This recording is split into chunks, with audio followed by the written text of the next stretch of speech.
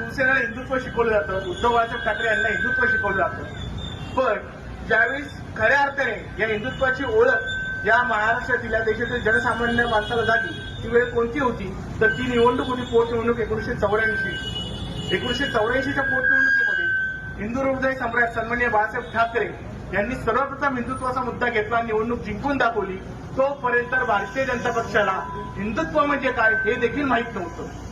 ती निवडणूक शिवसेनेने जिंकल्यानंतर भाजप थोडासा त्या दृष्टीने विचार करायला लागला, पण पूर्णपणे हिंदुत्व स्वीकारलं नव्हतं. तो भाजप हिंदुत्वाकडे गेलं कधी, तर भाजप हिंदुत्वाकडे गेलं ज्यावेळेस मंडल कमिशनच्या शिफारशी या देशामध्ये लागू झाल्या आणि या देशामध्ये 27% आरक्षण ओबीसी समाजाला मिळालं. त्याच्यानंतर भाजपला कळून चुकलं की आता आपलं इथलं राजकारण संपतंय आणि आपल्याला नवीन मुद्दा शोधावा लागेल. आणि मग तो नवीन मुद्दा आला, तो म्हणजे हिंदुत्वाचा, जे खोटं हिंदुत्व. खरं हिंदुत्व म्हणजे काय? खरं हिंदुत्व देतं दुसऱ्याच्या हाताला काम.